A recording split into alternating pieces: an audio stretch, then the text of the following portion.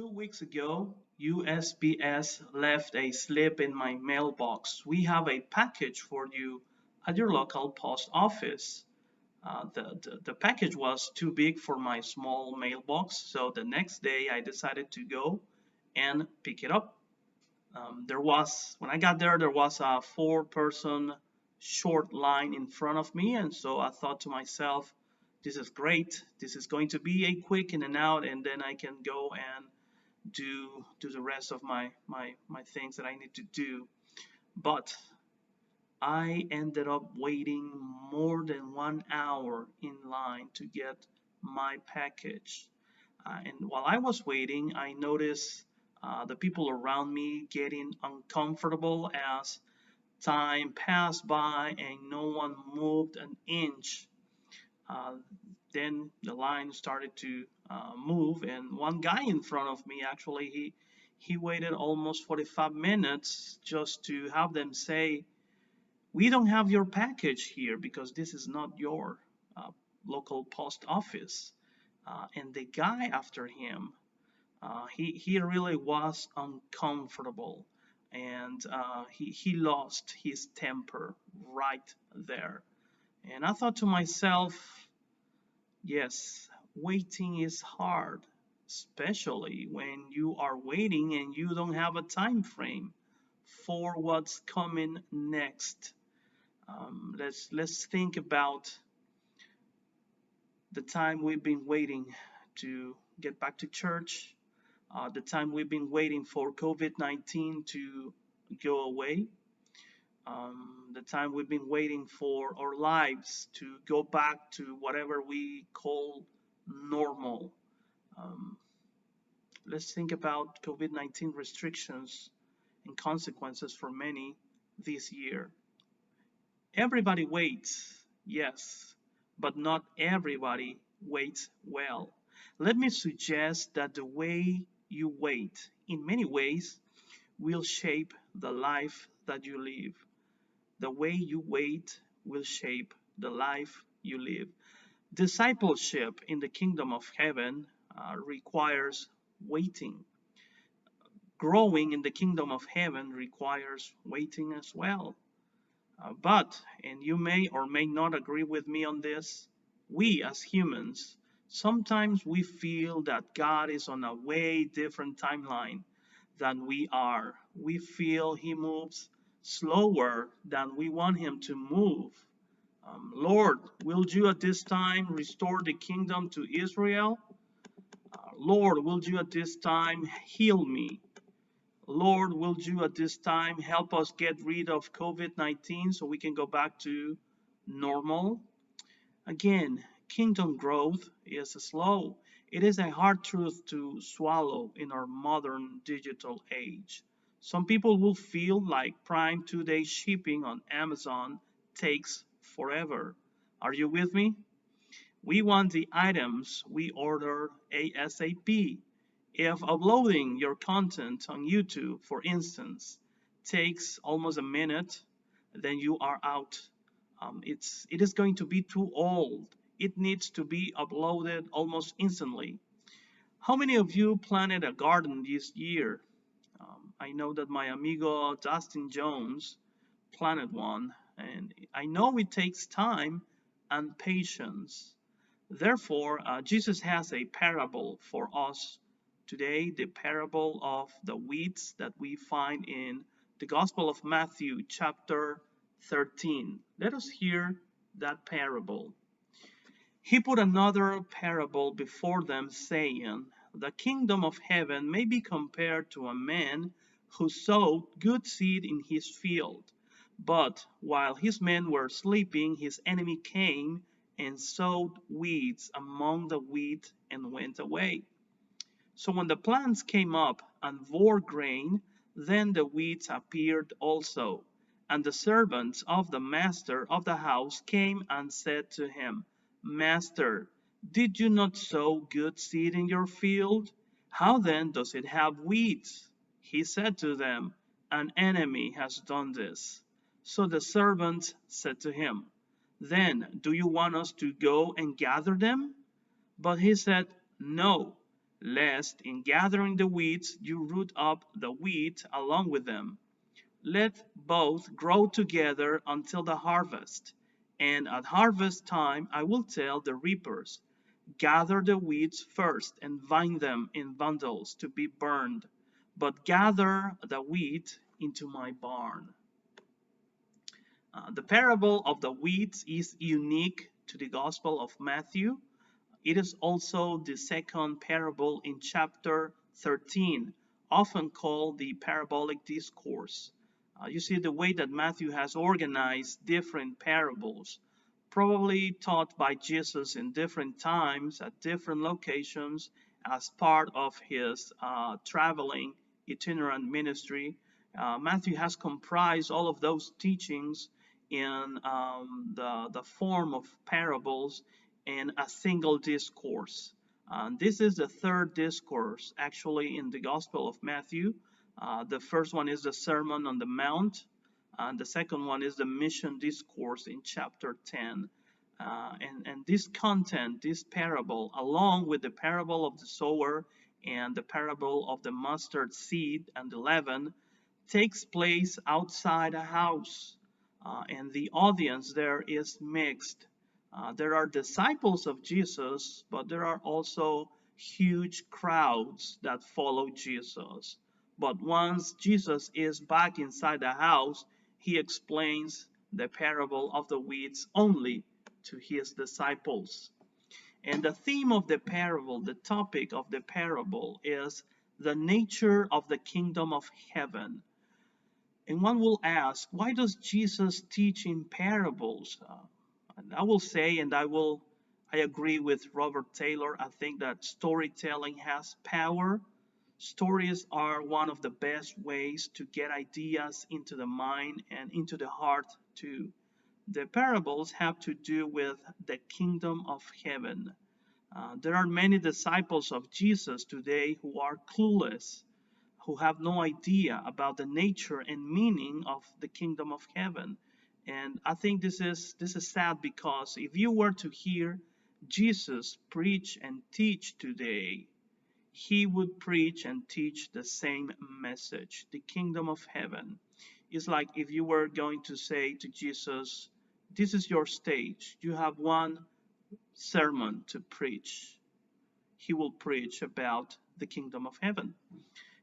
The kingdom of heaven, I will define it as God's rule, God's dominion, visible or revealed in the community of faith now in the present, but it is also visible and revealed in the world. For instance, when you love your enemies, you are revealing the kingdom of heaven. When you serve the poor, you are making the kingdom of heaven known. When you love your neighbor, who is different from you in every possible and imaginable way, you are living in the kingdom of heaven. What you are saying is God's rule is real in my life, and his rule is his goodwill for all of his creation. That's what the kingdom of heaven is about. And the point I want to make now, however, is this. The kingdom of heaven was a reality in Jesus' ministry. I should say that the ministry of Jesus signaled the arrival of the kingdom of heaven. The church started chronologically in Pentecost, but the kingdom of heaven is eternal, and the parable makes it clear. And there are some elements of the parable that I want to highlight before sharing with you some lessons or principles I find in this parable. Um, the first one is the first element I want to briefly discuss is that God is the sower. He only plants good seeds. Many people wrestle with the concept of evil today. If God is good, or if there is a God, why does he allow suffering? Why is there evil in the world? Well, God is not the only one sowing seeds, unfortunately. the enemy plants evil seeds. And this takes place in the field, the world. There are two major lines of interpretation of this parable, and we don't have the time to go in depth to discuss this, but I just want to mention those two major lines of interpretation. The first one is the universalist interpretation, which interprets the phrase, the field is the world, in verse 38 to mean that the message of the parable has to do with the problem of evil in the world. Basically, what this interpretation says is that the message of the parable of the weeds has to do with the relationship between the sons of the kingdom, that is, Christian disciples, and the people of the world, those outside the community of faith. The second major line of interpretation has to do with the following. The message of the parable is about the problem of evil in the community of faith in the church. Basically, how to deal with false teachers and false disciples. And I will follow this second line of interpretation because I think it explains the contrast between the crops. The wheat and the weeds are the items, the elements that are contrasted here in the parable, not necessarily the field. What is the meaning of this parable then? So it's basically a way of Jesus to explain to his audience the meaning of the kingdom of heaven, the nature of the kingdom of heaven. And he will take this way of saying, this storytelling, to basically convey a very important message about his ministry, about God's will for his people. He will tell them something like, this is like this. So the kingdom of heaven is like a man who sowed good seed in his field. And the seed is wheat. And wheat is the staple of the Mediterranean diet. It is one of the chief crops in Israel.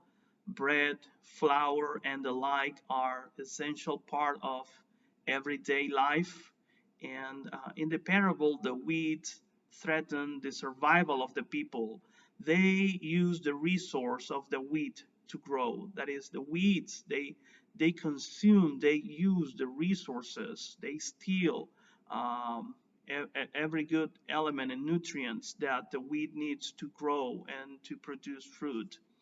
The issue here then is you cannot easily distinguish between the two. If you were to have a weed, this kind of weed, and a wheat, you cannot basically tell the difference until the harvest, when the fruits of the wheat are different in color and shape than those of weeds, so you can easily distinguish between one and the other. In like manner, weed in the community of faith threatens the fellowship and life of the church. So Jesus is basically dealing with the issue of false teachers, false disciples in the church, and how to deal with them. This is not a new issue in the Gospel of Matthew. By the end of the Sermon on the Mount in Matthew chapter 7, there is a warning against false teachers, those who said, Lord, we cast out demons in your name, we heal people in your name. And Jesus will say to them, depart from me, I don't know who you are, you evildoers. Matthew chapter 18 also talks about how to deal with false teachers, false disciples in the community of faith. So some commentators, some people will say we need to expel them from the community of faith, because bad apples, they will uh, make the others go bad. And so, but that's the last resort, um, because before Matthew 18 you have the parable of the lost sheep, and there the shepherd is willing to risk 99 sheep in order to save one of them.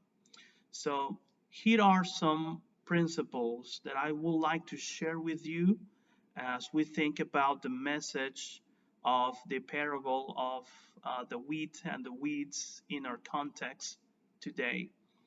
The first lesson that I want to share with you is that the kingdom of heaven is a future reality, but it is manifested in the present in the community of believers, that is, the church. One phrase that some commentators will use is yet but not yet. That describes the nature of the Christian community.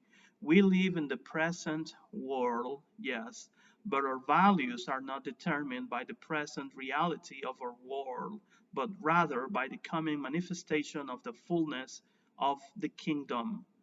In other words, we need to live as someone who is not at home in the present. The second lesson that I would like to share with you is discipleship in the kingdom of heaven requires waiting patiently for God to act. Discipleship in the kingdom of heaven requires waiting patiently for God to act. Do not take it upon yourself to deal and solve evil by confronting evil doers. Basically, do not fight fire with fire, especially in social media. You will not solve the world's problems by posting your thoughts online. I'm not saying you shouldn't engage in meaningful conversation about these issues or that these issues don't matter. What I'm saying is be careful when trying to uproot the weeds from the weeds, because you can end up doing more damage than good. A third lesson that I would like to share with you is sorting the good and the bad is God's exclusive job in the kingdom. Sorting the good and the bad is God's exclusive job in the kingdom. The servants, that is, you and I, in the parable, are not discerning enough to be able to separate the wheat and the wheat. To the untrained, to the uneducated eye, they both look the same until the time of harvest. So we may ask things like, who is a good follower of Jesus?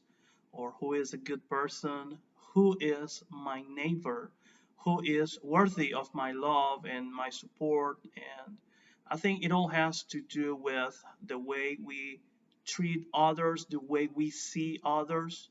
We usually tend to be more compassive towards ourselves than to others, because we judge others by their actions, but we judge ourselves by our attitudes, by our intentions.